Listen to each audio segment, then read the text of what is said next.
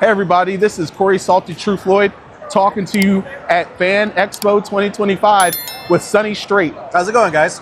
Sonny Strait, you're known for this well-known little anime. You know, I think it's called One Piece. I am?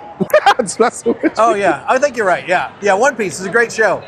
Actually, Usopp is one of my absolute favorite characters to play. Top 3 for sure. Top 3 now. Yeah. Okay, now when you're not doing that, you're also been doing a lot of voice directing as well. Yeah, I have. Yeah. How does that differ for you as being a voice actor, being a voice performer and a voice director? Is the transition have any? Was it a little trouble with the curve? No, I think it helps. I wish that all voice directors were also voice actors at one point, or at least do bit parts or something so you get an idea of what the actor's going through. Mostly when I cast a show, I'm casting this person because of their talent. I really don't want to give them a line read. You know what a line read is? Like they tell you how to say it? Right.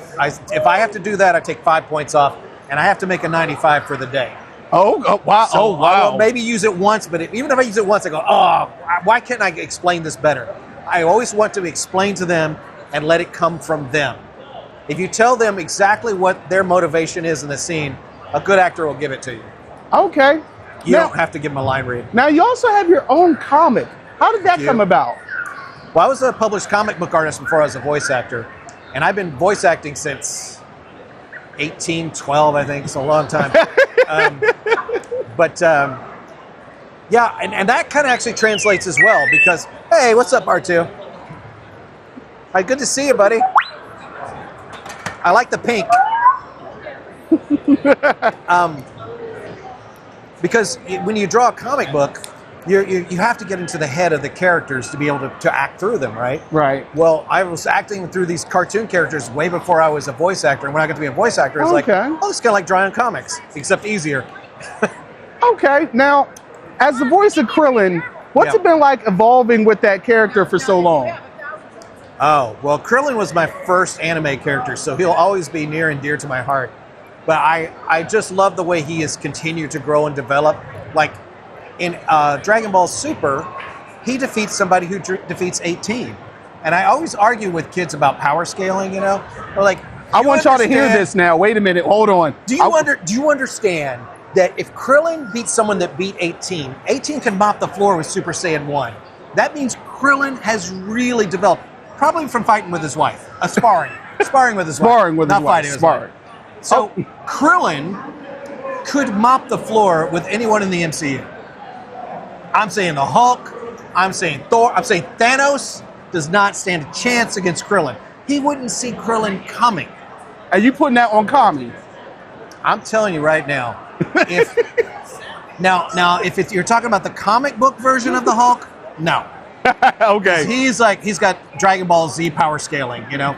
But the MCU Hulk, they reined those guys in quite a bit. Yes, they did. And Krillin would be like, "What? Why are you guys struggling?" I got it, guys. Y'all just wait. Like Captain Marvel crashed through all that stuff. You're like, what took you guys so long? That's just destroy him. Just give him a Destructo disc and it's over. Okay. Plus, the way the characters in Dragon Ball Z can move so quickly, they're like the Flash. Nobody in the MCU runs like, well, except for the Quicksilver. Yeah. I think Quicksilver could at least keep up. He could see what's going on. Okay. That's fair. Yeah. Now, how do you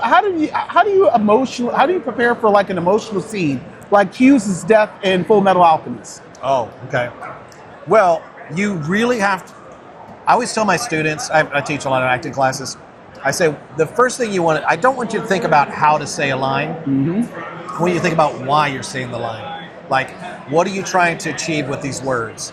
You know, and it might just be that you're trying to reach someone, you know. Okay. But the only time you think of how is when you first see the character. And you ask yourself, how would I sound speaking through that? And that's that body. And that's it.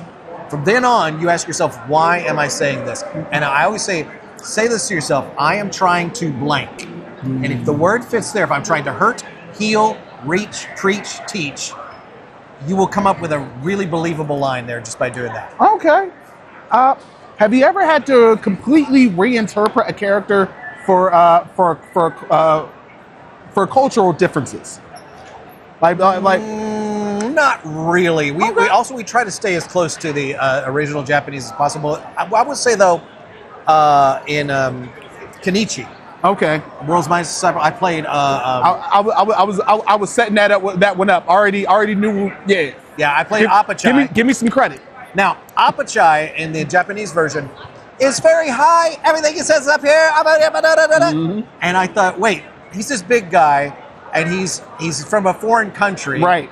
So he's going to speak with broken English in our version, right?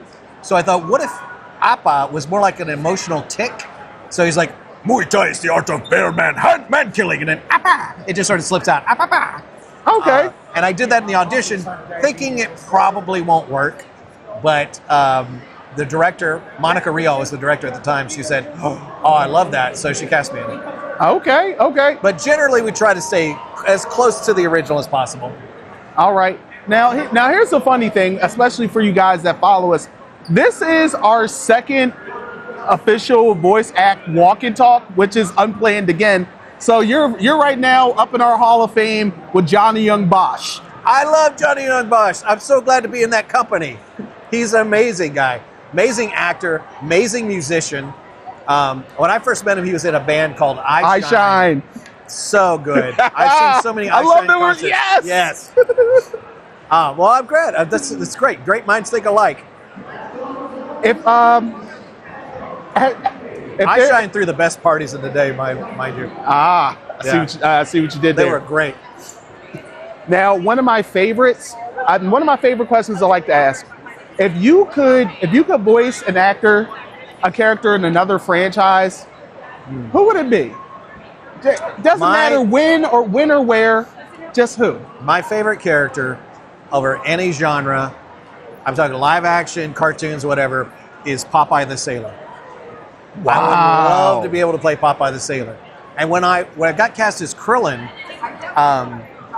we originally were told to try to imitate the Canadian cast that came before us. Okay. And that Krillin talked like this. Right. And it was like a very nasally thing going on. Like, hey everybody. Even though Krillin doesn't really have a nose. He doesn't have a nose, that would make you sound kind of nasally. And I think my Krillin sounds a little nasally. There are times when a real man must stay and fight instead of running, no matter what. Oh. You're still standing? Like now.